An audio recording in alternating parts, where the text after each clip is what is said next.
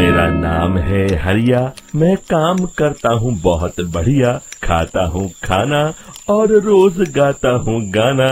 अरे यार, आज तो बहुत देर हो गई। इस खतरनाक जंगल को देखकर तो मेरे हाथ पैर ठंडे हो गए हैं। अगर मैं वक्त पर गांव नहीं पहुंचा तो मालिक बहुत नाराज हो जाएंगे। तभी हरिया को एक आवाज सुनाई देती है। सुनिए हरु जी। अरे, ये आवाज किसने दी? तभी हरिया को सामने कुछ दूर एक औरत खड़ी दिखाई देती है।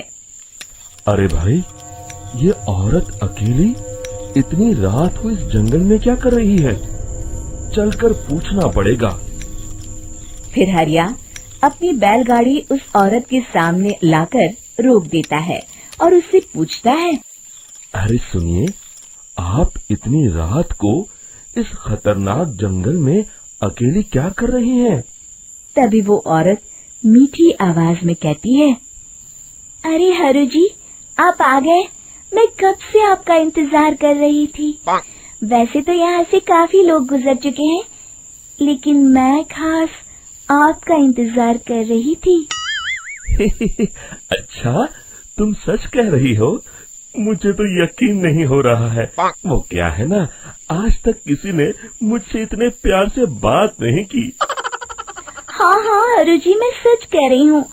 अब देर मत करिए और जल्दी से मुझे मेरे घर तक छोड़ दीजिए। हाँ हाँ, कौन सी बड़ी बात है, अभी छोड़ देता हूँ। आप मेरे पीछे बैलगाड़ी में बैठ जाइए और मुझे रास्ता बताते चलिए। फिर वो औरत हरिया की बैलगाड़ी में बैठ जाती है और हरिया बैलगाड़ी हाँकता हुआ आगे चल पड़ता है। फिर उस औरत के बताए हुए रास्ते पर चलते चलते हरिया बैलगाड़ी लेकर एक काली गुफा के आगे आकर रुक जाता है। हरिया उस औरत से पूछता है, हाँ देवी जी, आपका घर कहाँ है?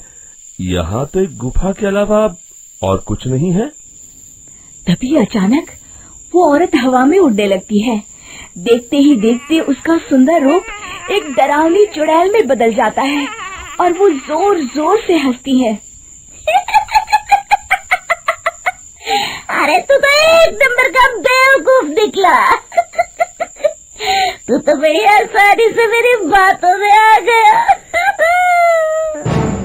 अरे मर गया रे, ये तो एक चुड़ैल है। हे भगवान बचा ले, ये तो बड़ी डरावनी दिखाई दे रही है। और फिर अगले ही पल हरिया की बैलगाड़ी में रखा सारा सामान हवा में उड़ता हुआ उस काली गुफा के अंदर चला जाता है और वो चुड़ैल भी उस गुफा के अंदर जाकर कहीं गायब हो जाती है। हरिया ये नजारा देख बुरी तरह घबरा और परेशान हो जाता है। अरे, ये चुड़ैल तो मेरा सारा सामान लेकर गुफा में गायब हो गई। अब क्या होगा? अगर मैं गांव खाली हाथ गया तो मालिक मेरी अच्छी खबर लेंगे। मेरी इस बात का कोई यकीन भी नहीं करेगा। फिर आखिर वही हुआ। हरिया के मालिक चंपक सेठ को हरिया की किसी भी बात पर रत्ती भर भी यकीन नहीं हुआ। चंपक सेठ को लगा हरिया झूठ बोल रहा है और उसने ही लालच में आकर सारा सामान हड़प कर लिया है। फिर हरिया को बेईमान समझकर चंपक सेठ उसे काम से निकाल देता है। अगले दिन अपनी दुकान में परेशान बैठा चंपक सेठ गुस्से में बड़बड़ाता है। अरे, दुकान में तो सामान बिल्कुल भी नहीं है। अब मुझे ही शहर जाकर सामान लाना होगा। फिर वो अपनी बैलगाड़ी लेकर शहर चला जाता है। शहर से सामान लेकर जब चंपक सेठ वापस गांव लौट रहा होता है, तभी उसे एक आवाज सुनाई देती है। चंपक जी, ओ चंपक जी। अरे, ये तो कोई मेरा नाम लेकर मुझे पुकार रहा है। फिर उस रास्ते में वही औरत खड़ी दिखाई देती है। फिर क्या था, हरिया की तरह चंपक सेठ भी उस औरत के पास अपनी बैलगाड़ी लेकर जाता है और वो भी उसकी चिकनी चुपड़ी बातों के मुंह जाल में फंस जाता है। फिर चुड़ैल उसे भी अपनी गुफा तक ले जाती है और उसका सारा सामान लेकर गुफा में गायब हो जाती है। बेचारा चंपक सेठ लाचार होकर खाली हाथ गांव लौट आता है। फिर ये उस जंगल में रोज की बात हो जाती है। जो कोई भी शहर से कुछ लेकर गांव की तरफ लौटता, वो चुड़ैल उसे बेवकूफ बनाकर उसका सारा सामान लेकर गुफा में गायब हो जाती। एक दिन हरिया एक लकड़हारे को उसी जंगल की तरफ जाते हुए देखता है। फिर हरिया उसे रोकते हुए कहता है, अरे भाई, क्यों अपनी मौत को दावत दे रहे हो? मेरी बात मानो, आगे जंगल में मत जाओ, वहाँ एक बड़ी भयानक चुड़ैल रहती है। लकड़हारा हरिया की बातों को नजरअंदाज करते हुए कहता है, अरे भाई, मुझे पहले ही बहुत देर हो चुकी है, मुझे जाने दो भाई। शाम तक लकड़ियाँ काट कर शहर के बाजार में बेचना है। तुम अपनी ये कहानी किसी फुर्सत में बैठे इंसान को सुनाओ, मैं तो चला। इतना कहकर लकड़हारा वहाँ से आगे जंगल की तरफ चला जाता है। फिर अगले दिन गांव के मुखिया के घर के बाहर बहुत सारे लोग जमा हो जाते हैं। तभी हाथ में कुल्हाड़ी लिए खड़ा लकड़हारा कहता है, अरे मुखिया जी, अब आप ही हमें बचाइए उस जंगल वाली चुड़ैल से। हमारा सारा काम तो शहर से ही होता है।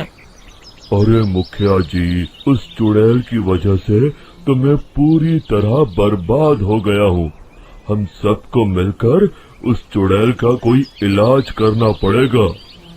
तभी भीड़ में खड़ा वीरा कहता है, आप लोग चिंता मत करिए, कल से वो चुड़ैल किसी को नहीं लूट पाएगी। मेरे पास एक बहुत अच्छी तरकीब है। तभी चंपक सेठ उसका मजाक उड़ाते हुए कहता है, अरे तेरा नाम वीरा है तो क्या हुआ? तूने अभी उस चुड़ैल को देखा नहीं है? जाकर अपना काम कर, बड़ा आया। तब मुखिया जी कहते हैं, नहीं चंपक सेठ, मुझे लगता है हमें इस लड़के को एक मौका देना चाहिए।